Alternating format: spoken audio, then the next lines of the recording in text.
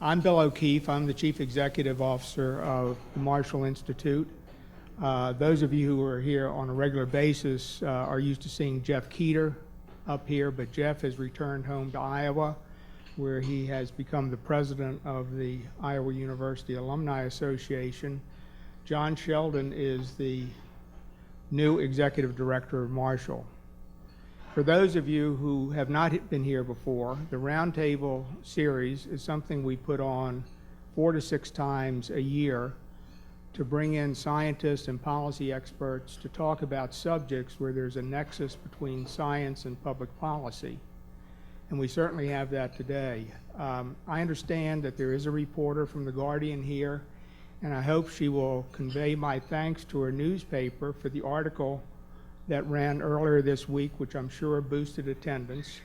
It was factually flawed, but it did attract attention, and if The Guardian is interested in doing a factual story on Marshall, please contact me and we'd be glad to do that. I consider us very fortunate to have an outstanding scientist with us today. She understands what it's like to be on the receiving end of criticism for exposing your research to debate. I'm reminded of something that took place 20 years ago when Vice President Al Gore attempted to get Ted Koppel and his Nightline program to discredit Dick Lindzen and scientists like him. At the end of the program, Koppel admonished the Vice President and said that it's not the politics of the scientist that matters or who he or she associates that counts. It's the immersion of hypothesis in the acid bath of truth. That's a principle that guides the Marshall Institute, and I can tell you from the long list of publications that Professor Curry has published that she subscribes to it too. If I gave true justice to her background, I'd take up all of our time. You ought to look at her biography. She has numerous awards, a long list of peer-reviewed publications. She has attempted to promote a dialogue on the climate debate, which only proves that no good deed goes unpunished. So with that, one last thing. Please hold your questions until Professor Curry finishes her comments. Thank you, Judy.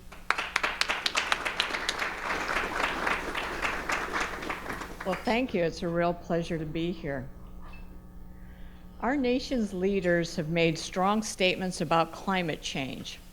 In his State of the Union speech, President Obama said, "We will respond to the threat of climate change, knowing that the failure to do so would betray our children and future generations." Last February, John Kerry stated, "Climate change is perhaps the world's most fearsome weapon of mass destruction." Just a few weeks ago, Hillary Clinton said, "Climate change is the most consequential, urgent, sweeping collection of challenges we face as a nation and a world." The basis for these strong statements has evolved from the UN Framework Convention on Climate Change Treaty, which established a goal of stabilization of atmospheric greenhouse gases to prevent dangerous climate change. For the past 25 years, the Intergovernmental Panel on Climate Change has been conducting comprehensive assessment that have successively increased in confidence that anthropogenic climate change is real, anthropogenic climate change is dangerous, and action is needed to prevent dangerous anthropogenic climate change. Well, not everybody agrees with this analysis of the climate change problem and its solutions. Several weeks ago, Republican members of the Senate Environmental and Public Works Committee issued a minority report on climate change subtitled "Empirical Evidence to Consider Before Taking Regulatory Action and Implementing Economic Policies." On the left are some headlines that I've seen over the past few weeks. Climate scientists scrambling for explanations on lack of warming. Global temperature drops below IPCC projection range. The Arctic sea ice spiral of death seems to have reversed. How global warming policies have led to global insecurity. The 8% consensus. Only 11 of 144 countries have backed the Kyoto Protocol's extension. So what's going on here? Is this just politics, or is there a more fundamental source for this disagreement? President Obama said in his State of the Union address, "We don't have time for a meeting of the Flat Earth Society." President Obama seems to view climate change as a tame problem, where we clearly understand the problem and have identified the appropriate solutions. I view the climate change problem very differently, as a wicked mess. A wicked problem is complex, with dimensions that are difficult to define and changing with time. A mess is characterized by the complexity of interrelated issues with suboptimal solutions that create additional problems. My concern is that the climate change problem and its solutions have been vastly oversimplified, and that the interface between climate science and policy has become badly broken. So how did we end up mistaking a wicked mess for a tame problem? The main problem has been putting the policy cart in front of the scientific horse. The 1992 UN Framework Convention Treaty was signed before the balance of evidence suggested even a discernible human influence on climate, which was assessed by the IPCC Second Assessment Report in 1995. The 1997 Kyoto Protocol was implemented before we had any confidence that most of the warming was caused by humans. The fourth and fifth assessment reports have provided increasingly confident assessment that humans have caused most of the warming. So was the 1992 treaty somehow prescient of the science? Well, here's what happened. Have you heard the story about the drunk searching for his lost keys under a streetlight, since that is the only place where he can see anything? Well, something similar has been happening with climate science. You find what you shine a light on. Motivated by the UN Framework Convention and IPCC and government funding, climate scientists have focused primarily on greenhouse gases and, to a lesser extent, other anthropogenic factors. Other factors important for understanding climate variability have been relatively neglected. I have highlighted long-term ocean oscillations and solar indirect effects, since I think these two are potentially very important on decadal to century timescales. In my talk today, I will discuss how the early articulation of a preferred policy option by the UN framework has marginalized research on broader issues surrounding climate change, resulted in an overconfident assessment of the importance of greenhouse gases in future climate change, and stifled development of a broader range of policy options. Now, before digging into the science and policy options, I would like to provide some context for my position in the public debate on climate change. Prior to 2005, I was comfortably ensconced in the ivory tower of academia, and I paid little attention to the public debate on climate change. That all changed shortly following Hurricane Katrina and the uncanny timing of publication of our paper on hurricanes and climate change. I'm sure you all remember the hurricane and global warming wars circa 2005-2006. Well, I and my co-authors were on the front lines. At that time, we made a conscious decision to support the consensus on climate change. Although I was rather uneasy about how the IPCC dealt with uncertainty, we felt that was the responsible thing to do. Well, our 15 minutes turned into days, weeks, and months. I got badly burned by a misquote by a reporter, and I backed away from interacting with the media. The experience motivated me to write a paper on mixing politics and science. While I backed away from engaging with the mainstream media, I started experimenting with the climate blogosphere, including participating in skeptics' blogs, particularly Climate Audit. So I was on the front lines when the ClimateGate emails hit.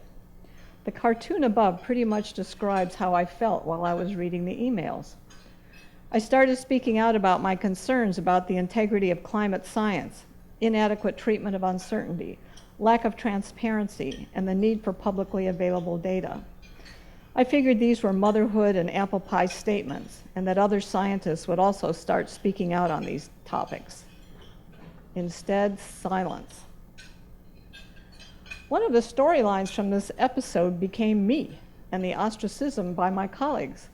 Scientific American did a 4-page spread with the rather astonishing title, "Judith Curry Turns on Her Colleagues." With time, I have become increasingly skeptical of the IPCC consensus on climate change and critical of their entire approach, most particularly the intolerance of dissents. So what do climate scientists agree on? Well, everyone agrees that surface temperatures have overall increased since 1880. Humans are adding carbon dioxide to the atmosphere. Carbon dioxide and other greenhouse gases have a warming effect on the planet. The disagreement is on more substantive issues, whether the warming since 1950 has been dominated by human causes, how much the planet will warm in the 21st century, whether warming is dangerous, and whether we can afford to radically reduce CO2 emissions, and whether reduction will improve the climate. You've probably heard that 97% of climate scientists agree on anthropogenic climate change. Well, the study that found 97% consensus was deeply flawed. There have been 2 recently published surveys of atmospheric and climate scientists. The so-called consensus represents something between 52 and 90%. So there is clearly a majority that support the IPCC consensus, but there is also significant disagreement. Why do scientists disagree? Well, here are some reasons. Insufficient observational evidence. Disagreement about the value of different classes of evidence, such as models. Disagreement about the appropriate logical framework for linking and assessing the evidence. Assessment of areas of ambiguity and ignorance. Belief polarization as a result of politicization of the science. Okay, let's take a look at the science. This figure shows the global surface temperature anomaly since 1950. We see a substantial temperature increase from 1910 to 1940, then a period of weak cooling from 1940 to the late 1970s, and then a sharp increase since the late 1970s until the 21st century when the temperatures are flat. So what is causing the warming? The IPCC Fifth Assessment Report concluded, it is extremely likely that more than half of the observed increase in global average surface temperature from 1951 to 2010 was caused by humans. The best estimate of the human-induced contribution is similar to the observed warming over this period. Well, how did the IPCC come to that conclusion? Global climate models are used, and they compare simulations with only natural forcing with simulations that include both natural and anthropogenic forcing, and then compare with observations. You can see that simulations with anthropogenic forcing are much closer to observations after 1970. However, the climate models do not capture the large warming from 1910 to 1940, the cooling from 1940 to the late 70s, and the flat temperatures in the 21st century. Let's take a closer look at the recent flat period, which is referred to as the warming pause or hiatus.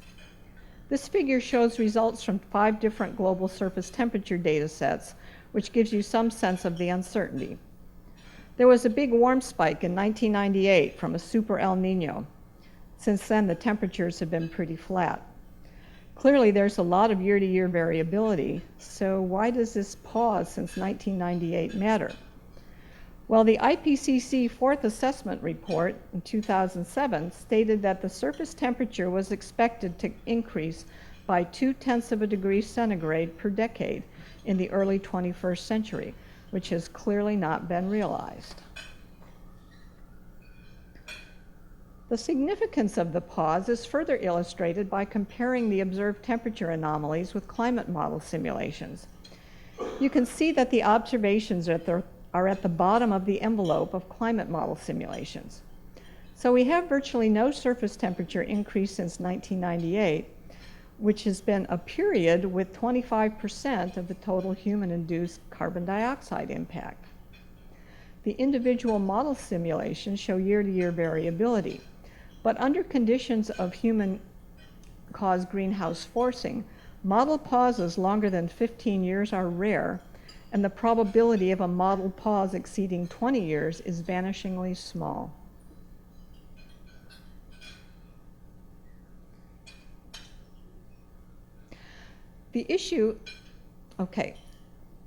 The discrepancies between climate models and observations raise some fundamental questions. Are climate models too sensitive to greenhouse forcing? Is climate model treatment of natural climate variability inadequate? Are climate model projections of 21st century warming too high? The issue of greatest concern is how the climate will evolve during the 21st century. There are two different views on this. The first perspective is that of the IPCC. This figure is from the Fifth Assessment Report, which projects continued warming. Note the hatched red area that is lower than the model projections. The IPCC cites expert judgment as the rationale for lowering the projections to account for the apparent oversensitivity of the models. With regards to the pause, the IPCC expects that it will end soon with the next El Nino. The other perspective emphasizes natural variability. The pause will continue at least another decade, perhaps into the 1930s, and during this period, El Niños will be weak and infrequent. A pause persistence beyond 20 years would imply serious problems with the climate models. Climate models are too sensitive to human forcing. 21st century warming will be on the low end of the IPCC projections or even below. Solar variations and volcanoes are a wild card. Most are predicting solar cooling in the near term. And we can't rule out unforeseen surprises. Let's take a closer look at one important element of natural variability, which is associated with multi-decadal oscillations in ocean circulations. There are two major modes, one in the Atlantic and one in the Pacific. We are currently in the warm phase of the Atlantic multi-decadal oscillation and the cool phase of the Pacific decadal oscillation. The stadium wave is a hypothesis that links a number of different multi-decadal oscillations into a pattern that results in oscillating patterns of northern hemisphere cooling and warming. So on the warming side of the wheel, we see the warming period from the mid-1970s to the end of the 20th century, but we also see the period from about 1910 to 1940. On the cooling side of the wheel, we see the cool period from about 1940 to the mid-1970s, and we also see a cooling period starting around the turn of the century. And so this hypothesis leads to the suggestion that the current cool phase will continue into the 2030s. Natural variability, as per the stadium wave, provides for a stair-step evolution against a background of overall warming trend. However, I don't think you can explain this entire warming trend since 1910 on anthropogenic global warming, since the human impact on warming is really only apparent since 1980. So something else was going on that caused the warming between 1910 and 1940.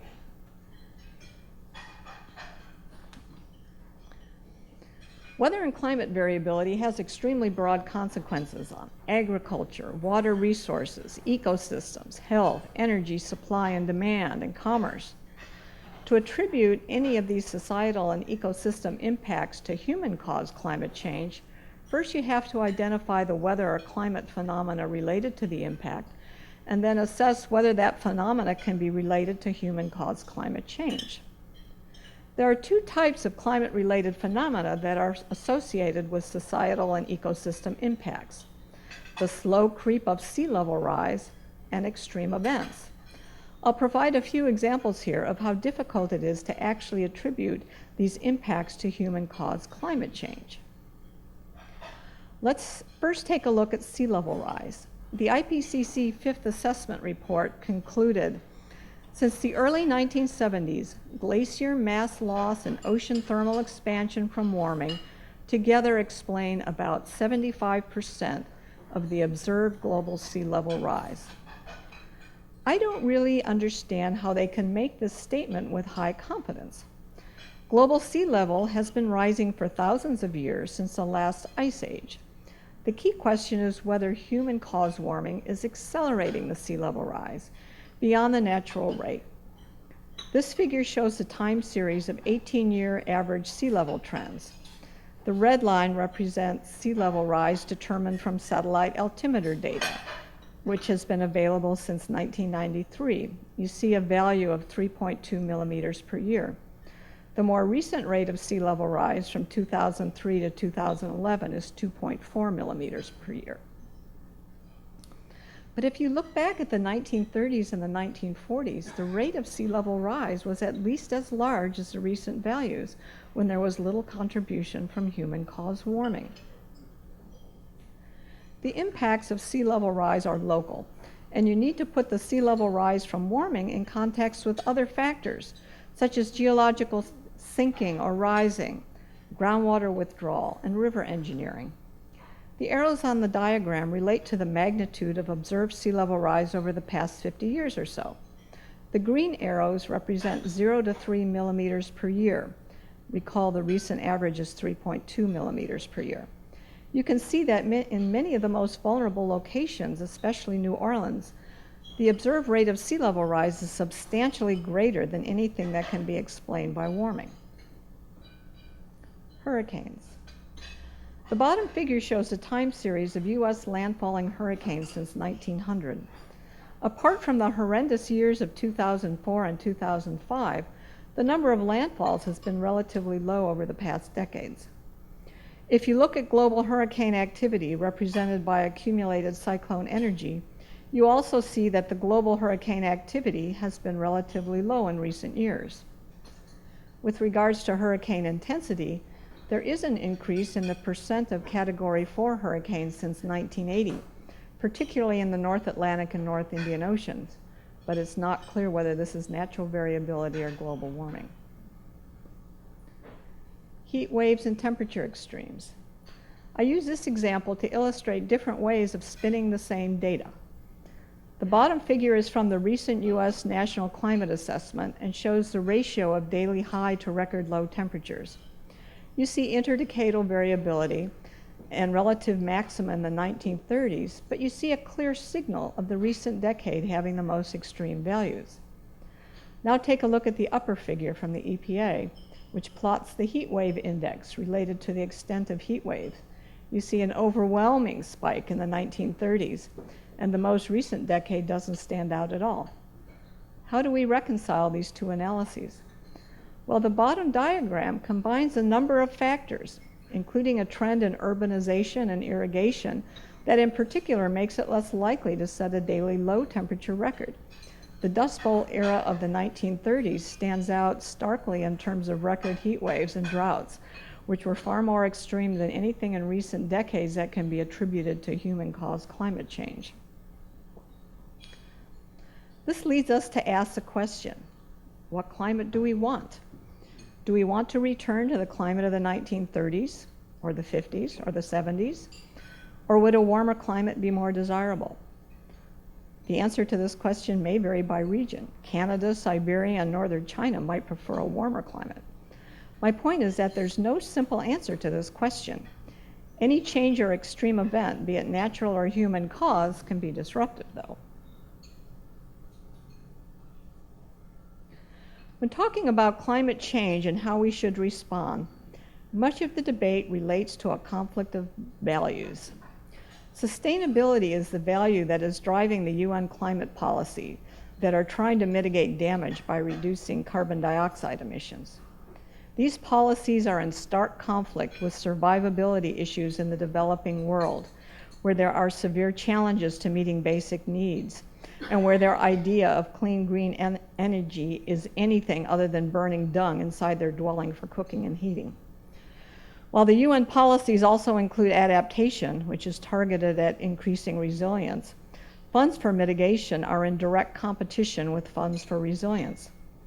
And finally, we have thrivability, which is about people wanting not only to make money and support economic development, but also to strive for greatness and transform the infrastructure for society. The goals of thrivability are also in conflict with sustainability, with its emphasis on austerity and obligations and its costs that conflict with economic development goals. So why am I, a climate scientist, talking about values? Well, I'm trying to figure out how climate science can better support decision-making on these issues. The path that we've been on, the sustainable one, is vested in the IPCC with its reliance on global climate models, determinations of climate sensitivity to carbon dioxide, and rationalizing emission stabilization targets. In my opinion, we reached the point of diminishing returns from this path about a decade ago. Particularly with regards to global climate models, the hope was that these could be used for projections of regional climate change and to support adaptation. However, this hope has not been realized and is arguably unrealizable from the current development path for climate models.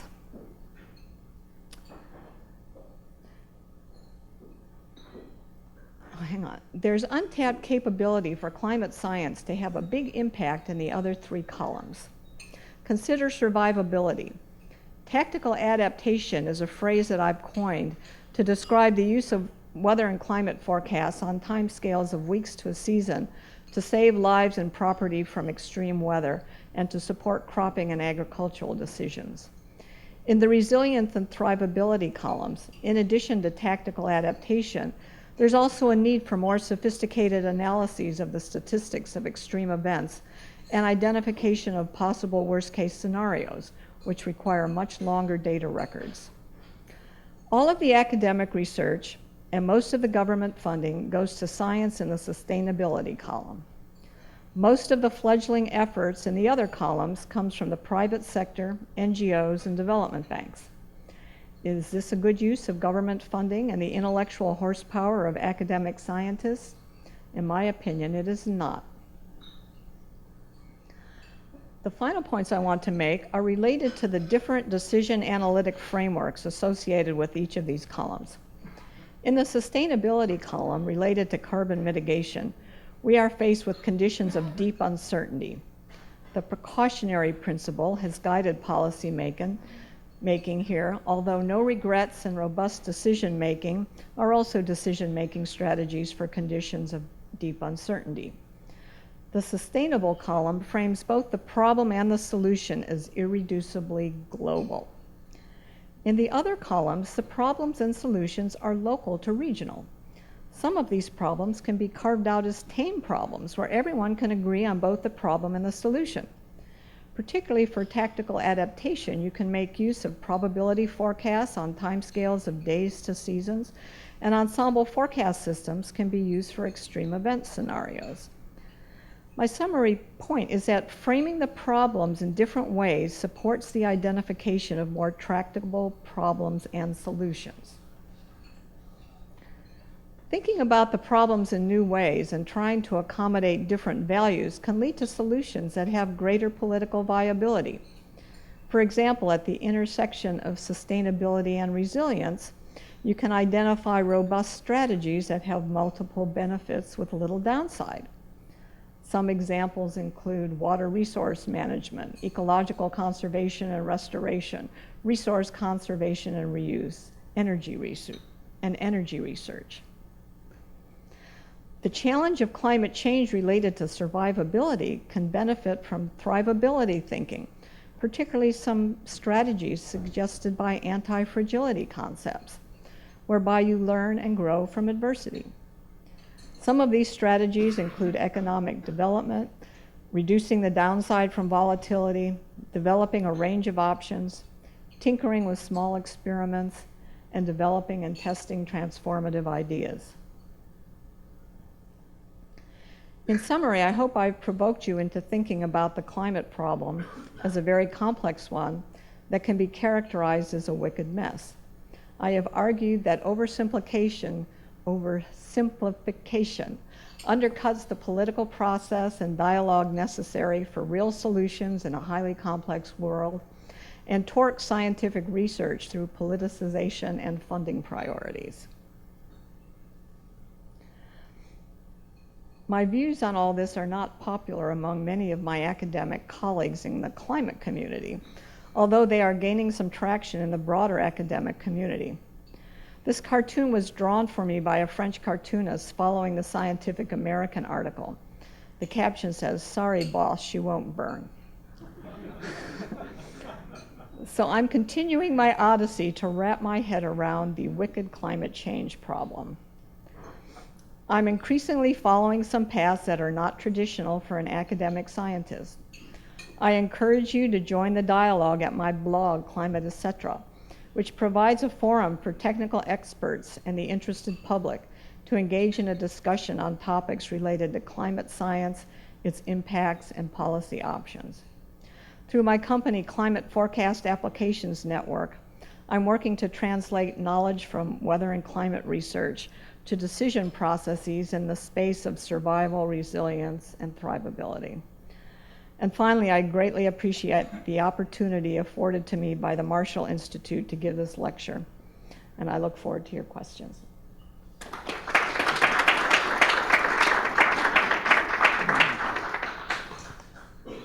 Professor Curry, thank you very much. We'll be now taking questions from the audience. Can you please wait until the microphone arrives? And will you please also give your name and affiliation before asking your question? So if there's any questions from the audience, the gentleman in the table in the middle. And just speak into the microphone. Don't worry about whether you think it's on or not. It's for the purposes of the video camera. So please. Good afternoon. Thank you so much, Dr. Curry. My name is Ari Gerstmann. I'm with the University Corporation for Atmospheric Research. I had a question early in your lecture. You talked about how many of your scientific colleagues resisted your criticism of some of the aspects of IPCC and the way they conducted their research, and that you were surprised that you didn't get the kind of reception to your critical thinking that you were hoping for. And so I'm curious to know, for the scientists that currently work in IPCC and who are falling victim to the resistance to criticism that is deviating from the scientific method, what do you think, if you could get inside their heads, what do you think is going on there, and why do you think they're resisting it, in your opinion? Well, I think it's this tame, goes back to this tame problem formulation of it, and they view this as a speaking consensus to power issue, and we have to have the consensus, or we have no power and no action will happen. And so anybody who's challenging the consensus is threatening this whole edifice. Okay, so it really comes about from misframing what is a very wicked mess as a simple, tame problem with a speaking consensus to power kind of model. I think that's what's been going on. Any other questions?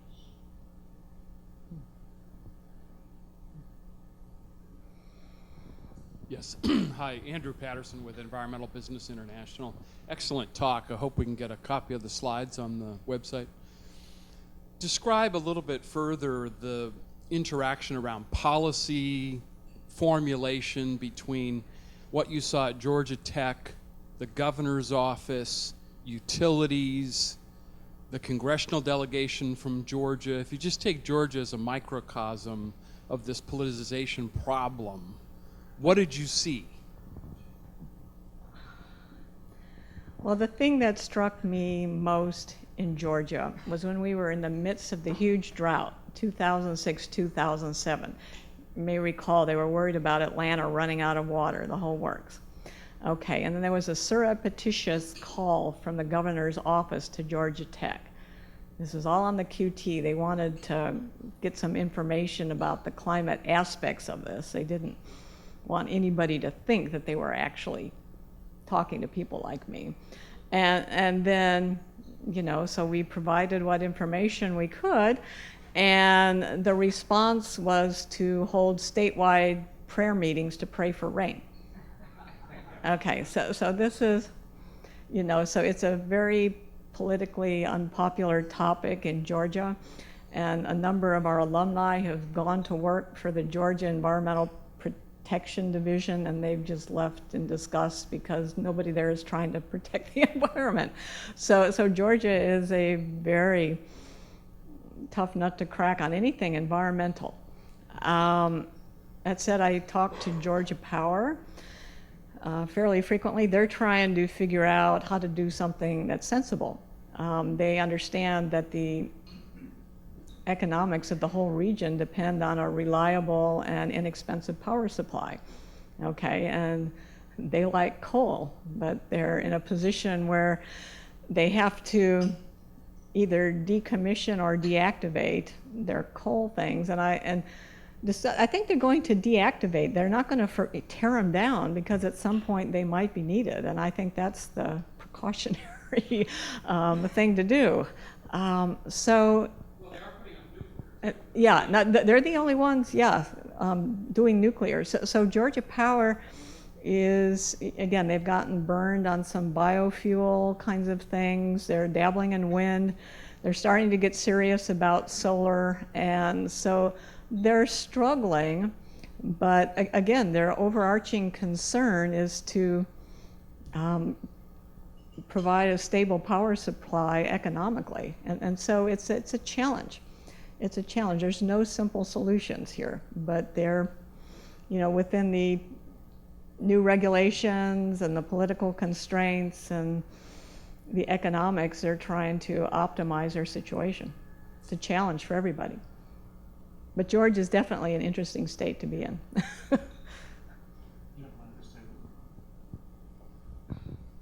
Thank you. I enjoyed your presentation. My name is Dr. Bill Rahm. I'm a physician at Bellevue in New York, and I'm on sabbatical here in DC learning about the policy of climate change. I have 3 questions. The first is on Greenland. Greenland is melting.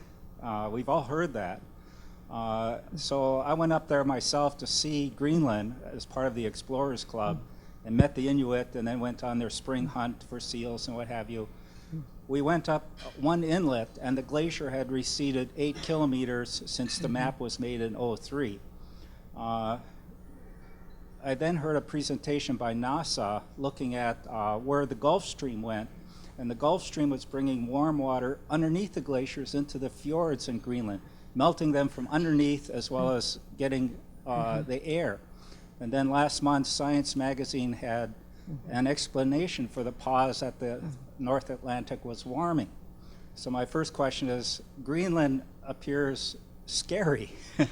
And the first question will be, I think IPCC is missing the mark in the other direction.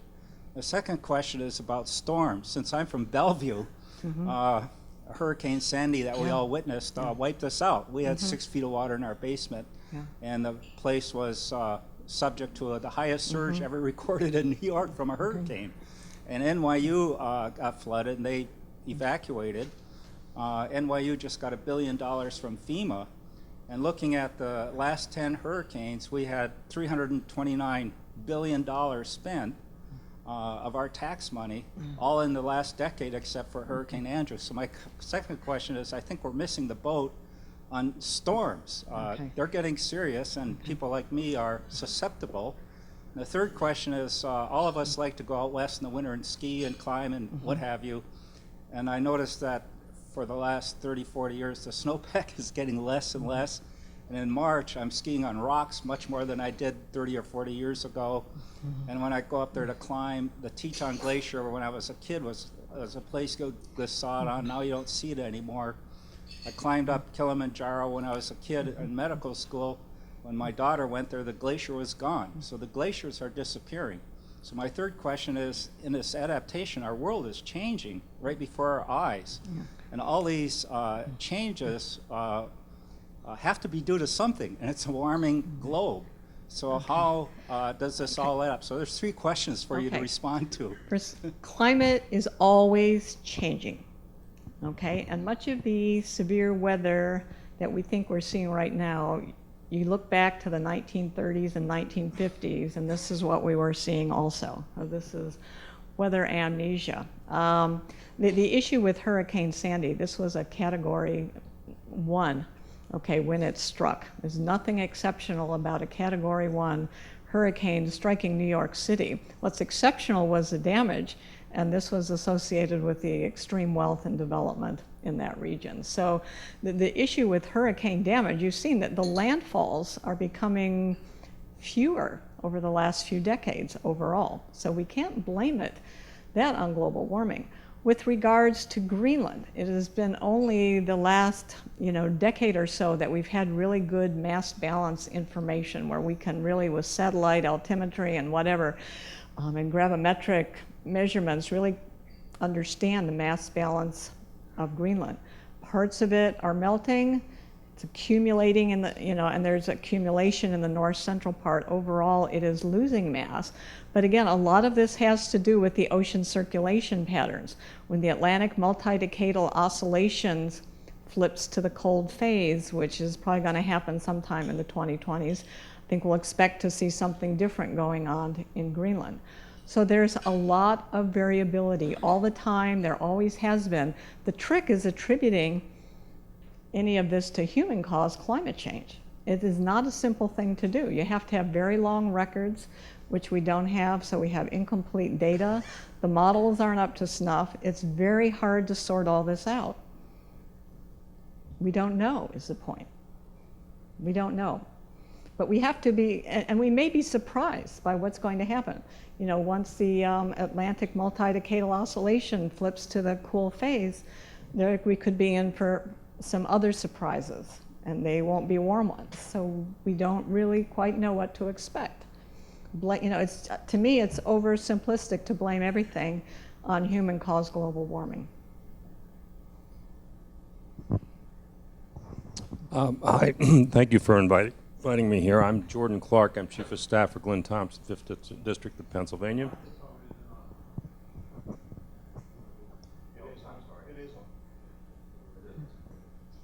Okay, I'll stand up.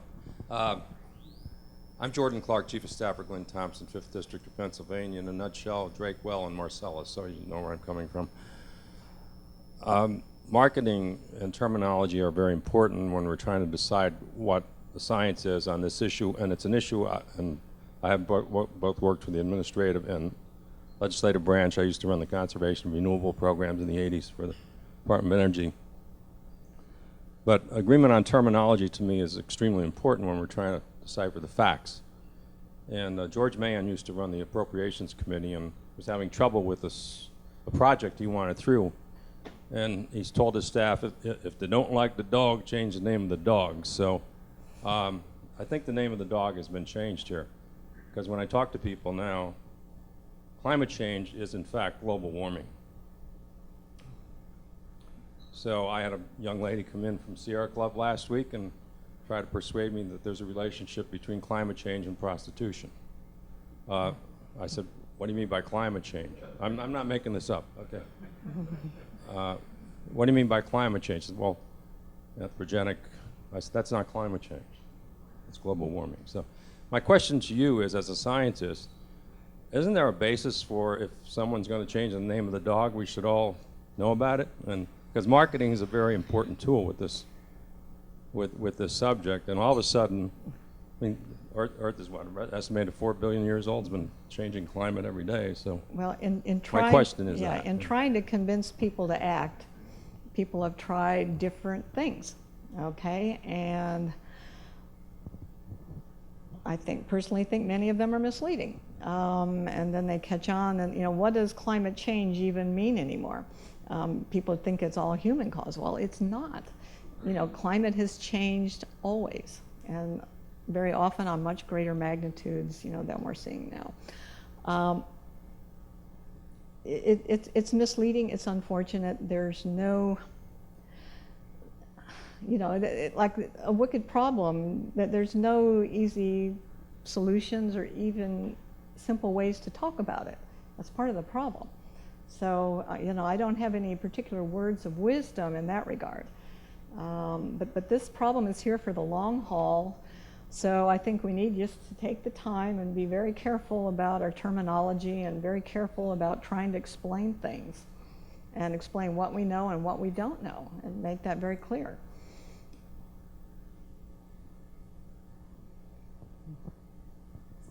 Thank you for your talk. My name is Lee Getter from Missouri Science and Technology, and here doing research analyst for some of the international development agencies in the government. And you kind of briefly touched on the issue of like mitigation and resilience, and that's something pretty big in what we're working on, and some of the different agencies I help out with. And I guess could you talk a little bit about the, I think you kind of maybe said we focus a little too much on mitigation. It should really focus on resilience, because I think that's a huge thing in what we do. And even if it's not associated with people and all that kind of stuff, we still need to focus on resilience and helping those kind of changing environments within people that are very susceptible to these in other countries, I guess. Yeah. Well, yeah, the values clash, and really the most vulnerable people, it's really a survivability issue, and how to try to find some solutions that make sense. There's a lot of need to deal with extreme weather event in the here and now, and why not try to help that situation in some way, rather than, the mitigation issue, even if successful in actually implementing it, we really wouldn't see much, even if you believe the climate models, we wouldn't see much of a difference until the latter part of the 21st century. So, again, it all comes down to this conflict of values. There's no easy solution, but if you start to look at some of these solutions that can fit in, more than one of those columns, you may have a political winner in terms of getting people to accept it. And by looking at some of the regional and local problems, you can actually maybe get something accomplished easier than you can for going for the big global solutions. Gentleman in the gold striped tie.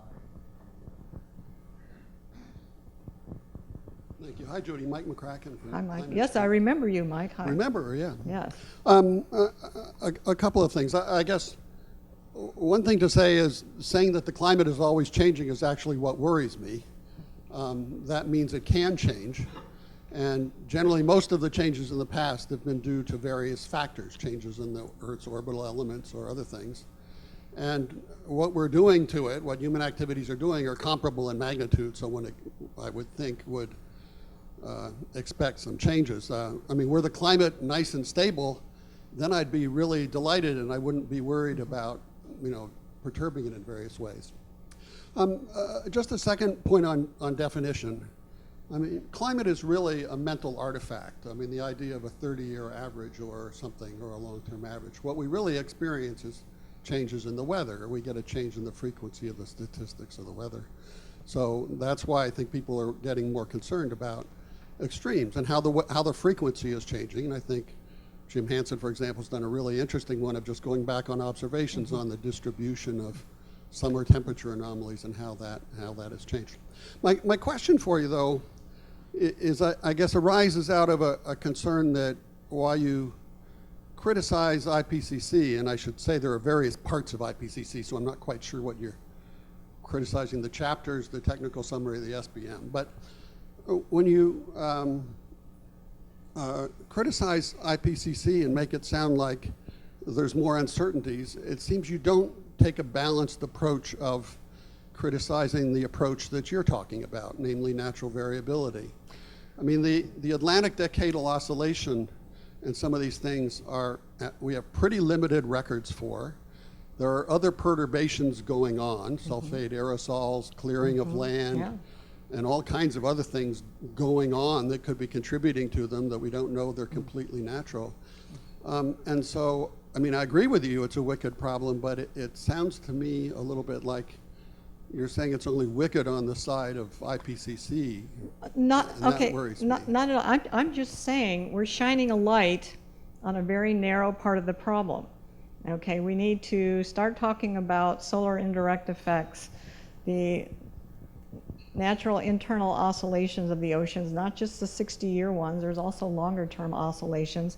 There's a whole lot that we don't know. You don't have causal mechanisms for those. That's just okay. Really? They're internal. That's why we need to explore them. Saying just we don't understand them, therefore we're off the table, and then we look at this narrow little thing and then declare high confidence.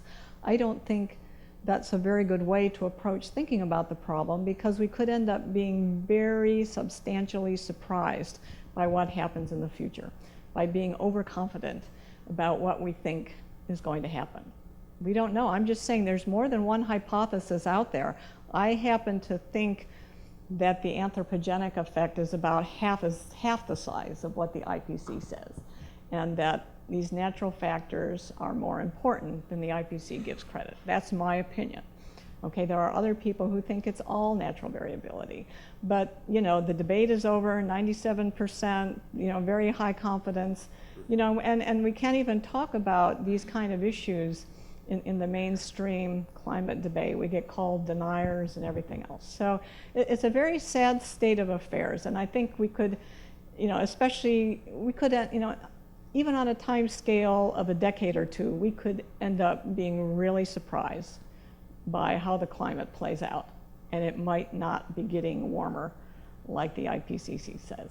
On a decade or two, but on a century or two, it's pretty tough. Then we don't know what's going to happen. We don't, I mean, in some sort of an equilibrium, you know, all other things being equal, yes, more carbon dioxide means warmer, but all other things are never equal. In terms of solar, you know, we just don't know. And I think we're fooling ourselves to think that, you know, the CO2 control knob really influences climate on these decadal, even to century timescales. It's really longer timescales where you see the influence. That's my take. Other people disagree, but you know, we could I have think, a long discussion on it. yeah. We've got two more questions at the back, and then we'll bring it back to the front.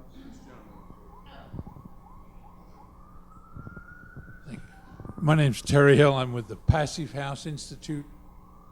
Therefore, my bias shows. But are you advocating we don't know enough, so we should wait and see? Or should we move forward with opportunities that present themselves based on the arguments that are out there? Like, for instance, we can drastically reduce the energy inherent in our existing buildings and move forward with renewables, regardless of it, more in line with your resiliency argument. Yeah, well, I'm proposing that, you know, adaptation, as long as it isn't too hard and costly, no regrets type policies, you know, make sense. You know, they don't cost much, and some may even have ancillary benefits. So I think there's a lot of things that you can do that would be broadly beneficial even in the near term and help the overall problem in case it turns out to be a really bad problem. And, you know, to me, investing in clean energy technology makes more sense than trying premature deployment of technologies that really aren't scalable using the current technologies. So, you know, once you look at the unintended consequences and try to get your solutions into more than one of those columns, then I think you have something that's more economically and politically viable. I'm not saying ignore it. I'm not saying that at all. One more question at the back. My name is Andrew Reynolds. I work at the Department of State. First of all, thank you, Professor. It was a very interesting presentation. Did you say the slides would be available? Yes, they will. They'll be on the, yeah. That's wonderful. The urbanization, coastal urban environments and rising seas are very interesting to us as well. But my question is to the seas, since I think it's 70% of the Earth's surface is really covered by oceans. And if you could take us there a bit more directly. Can you hear me? Oh, I'm sorry. Back to the oceans, since the mass of the Earth's surface is really oceans. And I wonder if you could expand for us on the oceans and their service to us as sinks for both carbon and for temperature as a damper. And when you look at the oceans, I don't know about your deep specialization, but there is a concern perhaps about salinity changes and the rising temperatures and the notion of the conveyor belts within the oceans. So I wonder if you could expand on that as far as the limited science and research is concerned. And also if you could express an opinion on any research in geoengineering. Okay. Okay. Well, you know, with regards to the oceans, I think that the oceans play a very big role in the climate on the, you know, the decadal to century timescales and longer. But the problem is the data is really inadequate, especially when, and it's only been, less than 2 decades that we have any serious observations below 700 meters, and we're talking about, like 5-kilometer ocean. So it's very hard, there's paleo observations, there's all sorts of indirect methods, but even, talking about the missing heat being hidden in the deep ocean, we don't even have good enough observations to verify that now. Okay, so the level of ignorance about the ocean is huge. Okay, our understanding of ocean acidification is in its infancy, okay, in terms of the time and space scales of the variations. Okay, we just don't know. I would like to see much better observing systems, but I would also like to see much better support of paleoceanographic research to really try to get at trying to understand what happened in the past before we had observing systems. So this is like a very big unknown. I personally think that the oceans play a huge role in all of this. Oh, geoengineering. Oh boy. This is, playing with fire, really, but I think it's a good idea to do the research because we stand to understand more about the system, and it's good to have some of these things in your back pocket in case a time comes when we actually need it. But I'm worried about rogue geoengineering, geoengineering terrorism kind of thing, I think is a bigger worry. But organized government sanctioned geoengineering at this point, I think would be a very bad idea. But I think it's worth doing research on the potential ideas to understand what's possible, how the system works, etc. One last question at the back, and then we'll come back to the front. Ken Meyercord, WorldDocs. Last week I attended an event hosted by the Delaware Natural Resources and Environment Commission about sea level rise. And they mentioned that the mean sea level had risen twice as much in Delaware as it had globally over the 20th century, based on tidal gauge observations. I'm assuming the difference is land subsidence. Well, and groundwater and just building on the land. Yeah, it could be a combination of geologic and human-caused factors, but not warming. Well, the interesting thing was all the talk was about global warming, mitigation, adaptation, and nothing about land subsidence, what could be done about it, and adapt to it. Well, Bangladesh, this is the, the poster child, for sea level rise, but really it's been estimated that only 10 to 15% of their sea level rise associated with warming.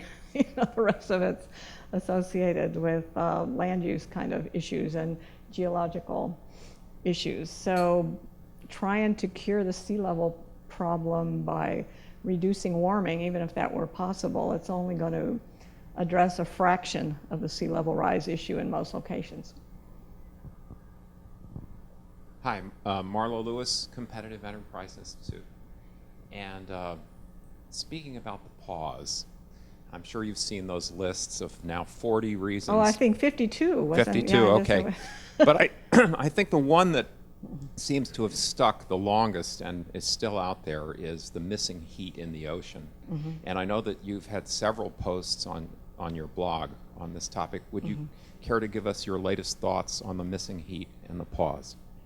Okay. To me, it seems like there's two, with all this additional CO2, we should be warming the planet. And on the surface, it's not warming. So it seems there's two possible things going on. The first one is that it's hiding deep in the ocean, deeper than where we can observe it. Okay. And the other one is that it's changed the cloud, the clouds, the atmospheric circulations have changed and the clouds are in a different place and they're reflecting more sunlight. Okay. And we don't have good enough data for that one either because, as the satellite systems change, you don't have the long record for continuity and to understand natural variability and whatever.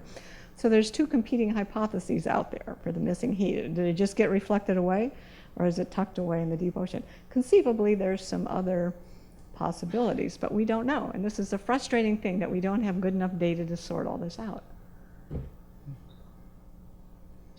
Question behind the lady. Stephanie Kinney. I teach a course in sustainability and public policy, but in the early 90s, I was one of the 3 State Department negotiators for the Framework Convention. So I've been observing not just the issue, but the process for a fair amount of time. And you raised the issue of follow the money, which is an obvious and serious temptation in the search for truth. I grew up in a time when science was about seeking the truth, and I've been concerned that that's harder and harder to believe in. But my question goes to, I guess, within the science community and education of children, we're back to some very basic tenets of the scientific model, which I think you fundamentally are still holding out for. And I think very courageously saying, wait a minute, we're beginning to wander from some of our basic professional standards and ethics, if you will. Could you share your views on, besides money, one, what are some of the temptations or weaknesses, and 2, in the way we are forming our coming generations of scientists, do you see any changes or hopes for improvement? Okay, well, careerism is a big issue in terms of it's much, when it's a wicked problem, it's much more beneficial to join the dominant paradigm rather than to fight against it.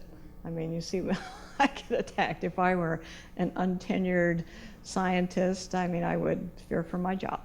Okay, but I'm a senior, scientist with retirement in my sights, so I can afford to, do what I want, say what I think. And I've also, not only that, about the funding, I mean, I still have 2 government grants left, but I'm no longer writing government grant proposals. I'm funding my research through profits from my company.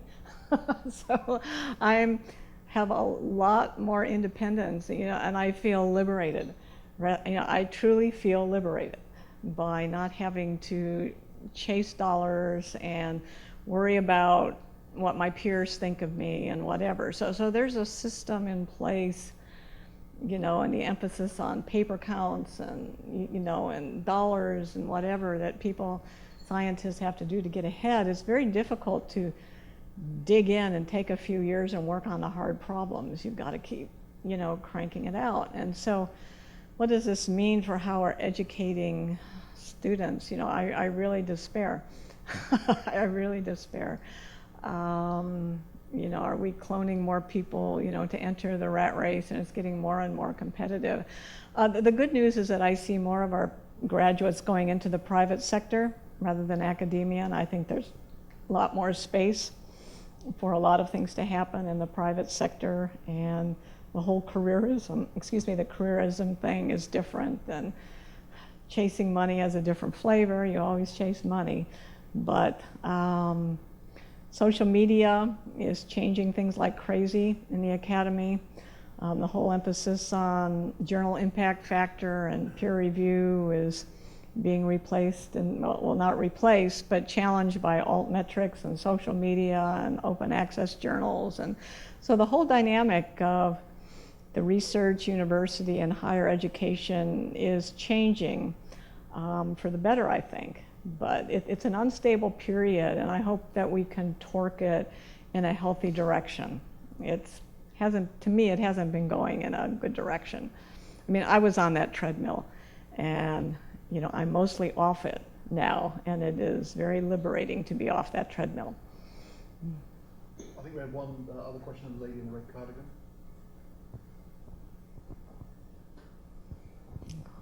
Hi, my name's Anna McGinn, and I work at the Climate Institute.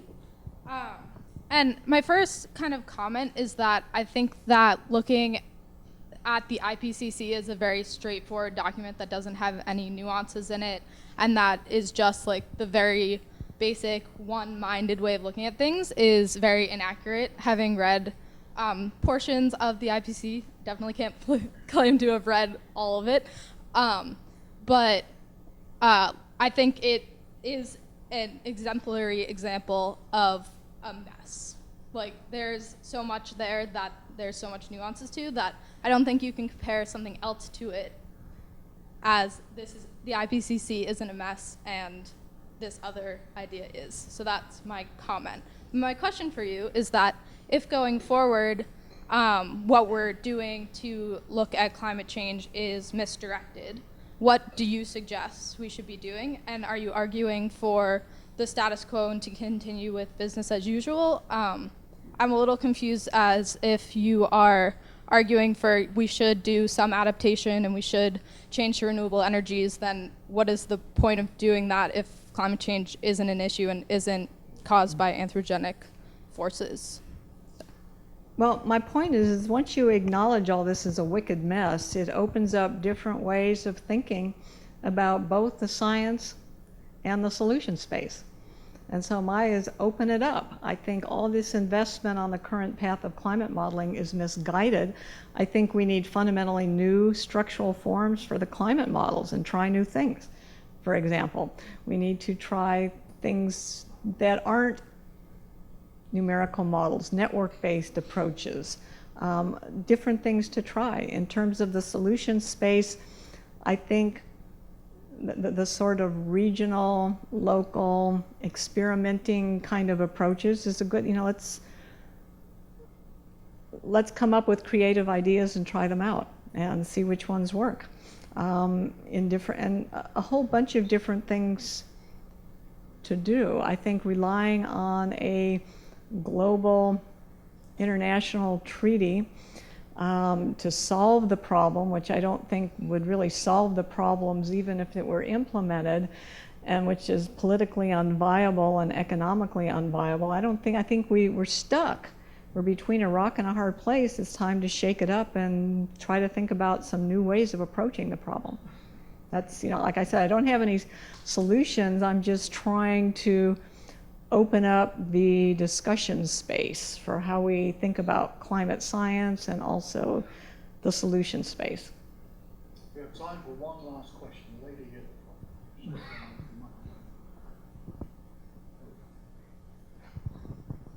I just want to agree with everyone else just to thank you very much. That was terrific. It was extremely interesting.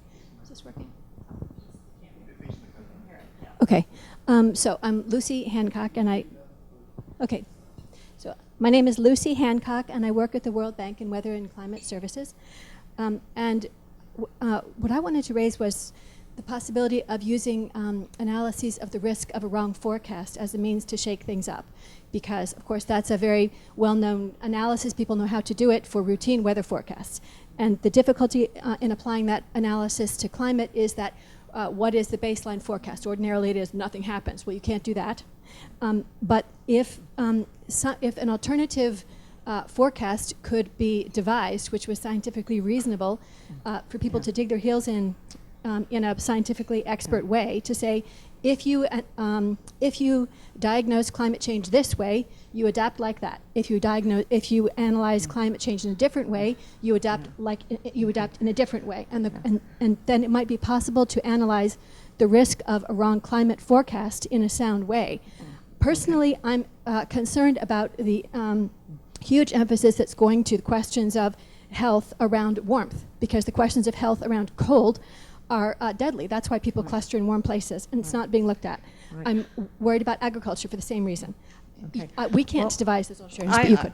I put out a scenario approach, and we, right now we pretty much have one scenario framework. It's the climate models. Okay, let's put out different scenario. I mean, what happens if we have a bunch of volcanoes like we saw in the early part of the 19th century? What happens if we have a Maunder minimum? What happens if we have a this? Putting forward a much broader array of scenarios so we can ask the what if kind of questions rather than just assuming we only have one scenario with a little cone of uncertainty on it. I think that's the way we should approach this, and this is what I've been proposing. I had a workshop on this. Somebody from World Bank was there. I'm trying to imagine who was. But if you send me an email, I'll send you the links to what we were talking about in terms of the scenario approach. But we need a broader range of scenarios to think about the risk. And that's something, I could give a whole nother talk on that issue, but thank you for raising that. Okay. Judy, thank you very much. Okay. Thank you for your questions, ladies and Well, gentlemen. thank you very much, everyone. And, we have a few remarks from the Managing Director of the Board of the Marshall Institute, Mr. Bill O'Keefe. In the discussion, the questions, there was a lot of emphasis on uncertainty, your points, Lucy, and I was reminded of something that the late Secretary of Energy, Secretary of Defense, Jim Schlesinger wrote about 50 years ago. He wrote a chapter in a book on defense planning, and he talked about two types of planning.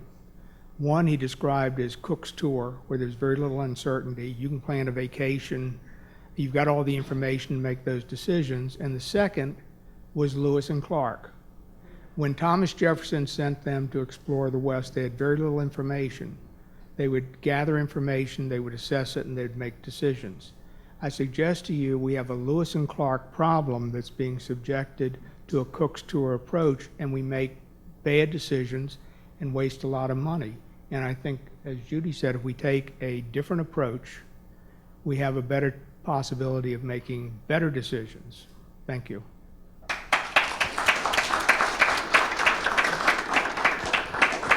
Bill, thank you very much. Judy Curry, thank you very much. Thank you for coming up all the way from Atlanta this morning. I know you have a flight to catch back later this afternoon. Ladies and gentlemen, thank you for turning up today and participating in today's discussion. I think, as you all agree, it's been a very rewarding and certainly a very interesting discussion as well. I have a few administrative notices. We will be posting a video of this event on our website. I'm not sure when it will be up, but certainly within maybe the next 48 hours. Yeah, maybe. Okay. We'll send out an email when the video is up and running on our website. We'll also be posting a PDF copy of Professor Curry's Policy Outlook, which I'm sure many of you have in your hands right now. And we will also be posting the slides that Professor Curry used today. So we'll be sending out an email to everybody when those are ready. Please follow us on Twitter and Facebook. We're having a few more events this fall on climate and energy, one on October 15th. With Professor Will Happer, our chairman, and then another one on November 17th on energy policy with our illustrious Bill O'Keefe, Mark Mills of the Manhattan Institute, and also board director of the Marshall Institute, and Scott Siegel, who's a leading policy analyst and lawyer on energy as well. So please look out for those notices, and we'd like to welcome you back at those events as well. Also, if you like the work that we're doing, and I hope you do, I'm sure many of you would agree it's also very important work, please consider donating to the George C. Marshall Institute so we can carry on doing this kind of stellar work that Professor Curry is doing and others as well. So with that, thank you very much for turning up. I hope you enjoyed your lunch as well as the talk, and we look forward to seeing you next time. Thank you.